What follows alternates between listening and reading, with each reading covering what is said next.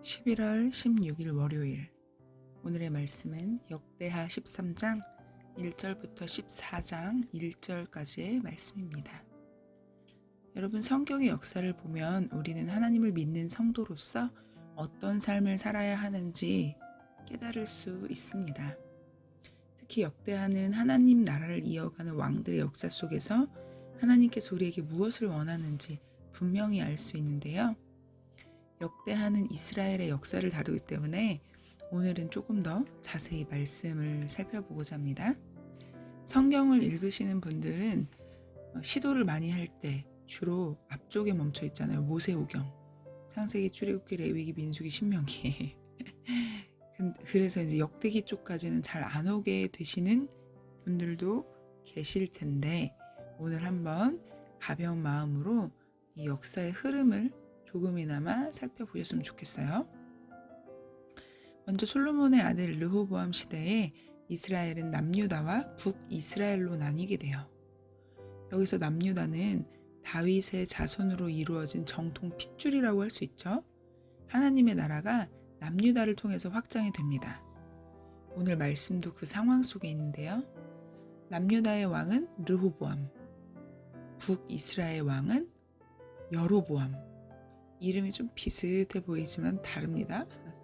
남유다는 르호보암, 북이스라엘은 여로보암.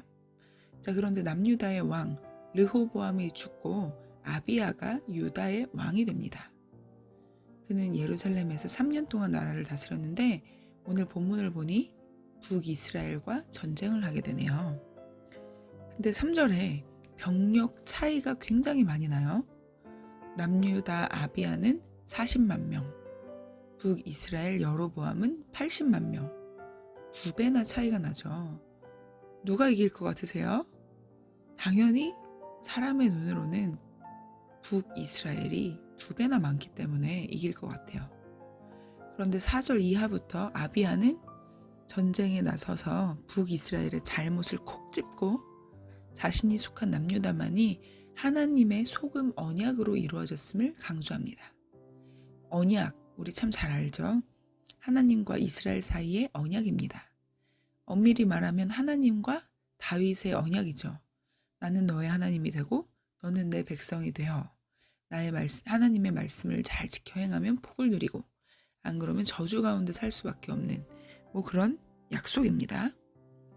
근데 여기 보니까 언약 앞에 소금이 붙었네요. 왜 소금일까요? 그 이유는 고대 근동에서 중요한 계약을 맺을 때 계약의 당사자가 함께 소금을 먹으며 증거를 잡는 문화가 있었기 때문이에요.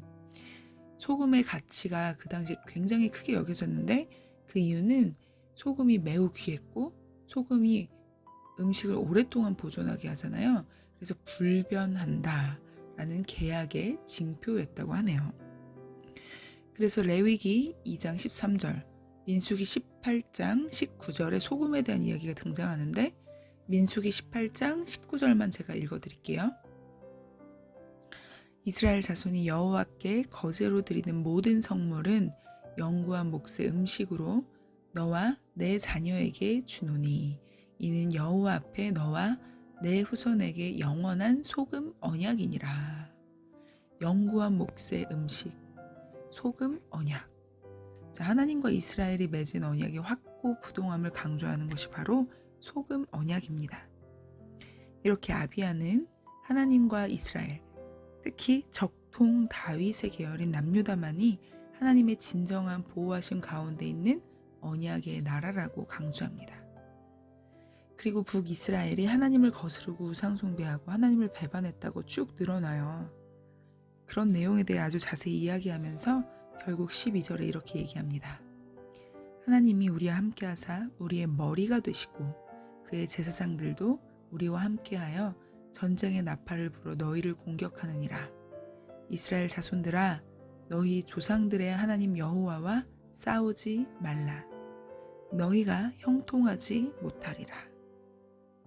아비야는 북이스라엘보다 절반이나 병력이 적은데도 불구하고 당당하고 자신 있게 이야기합니다. 너네 우리랑 싸우면 진다. 왜? 이 전쟁의 주도권은 우리가 아니라 하나님이 가지고 계시기 때문이야. 아비야는 하나님을 경외한 사람이었던 것 같아요. 결국 여로보암의 군대가 2배나 많았음에도 불구하고 하나님이 머리 되신 남유다, 아비야의 군대가 승리합니다. 18절도 이렇게 이야기하네요. 그때에 이스라엘 자손이 항복하고 유다 자손이 이겼으니 그들이 그들의 조상들의 하나님 여호와를 의지하였음이라. 하나님을 의지하였기 때문에 그들이 이긴 것이죠. 아비야는 여로보암의 성읍까지 빼앗습니다. 사실 북이스라엘이 남유다보다 훨씬 더 큰 상태였거든요. 그런데 이번 전쟁으로 아비야는 성읍을 빼앗게 돼요. 그리고 여로보암은 다시 일어나지 못하고 하나님의 치심으로 죽음을 맞게 됩니다. 자, 여러분, 역대하 13장의 내용을 아주 간략하게 요약해 보았어요. 왕사, 좀 매력 있지 않아요? 이런 이야기들을 들으면 참 재밌어요. 그런데 성경의 모든 역사를 살펴볼 때마다 느끼는 것이지만 참 모든 전쟁은 하나님께 속해 있다는 사실을 늘 느끼게 되는 것 같아요. 하나님을 경외하는 사람이야말로 진정한 승리를 누리고 하나님이 주시는 복 가운데 설 수 있다는 것을 우리 성경을 통하여서, 이 역사를 통하여서 알 수 있죠. 자, 그럼 오늘 아비야와 여로보암의 전쟁을 통하여 우리의 삶에 적용해 볼까요? 우리의 삶을 보면 참 주눅들 때가 많은 것 같아요. 사람들과의 비교, 어려운 상황 속의 괴로움, 어찌해야 할 바를 모르는 인생. 아주 복잡하고 힘든 상황 속에서 사시는 분 당연히 계실 거라고 생각돼요. 그런데 여러분, 이 모든 보이는 것을 뛰어넘어 하나님을 바라보길 원합니다. 하나님을 경외할 때 하나님께서 모든 것을 해결해 주시고 능히 이기게 하시는 놀라운 역사가 우리를 기다리고 있어요. 내가 이걸 어떻게 하면 바꿀 수 있을까? 이 상황 속에서 이런 것이 주어질 때 뭔가 변화되지 않을까? 나로부터 나오는 것, 어떤 필요함을 채우는 것.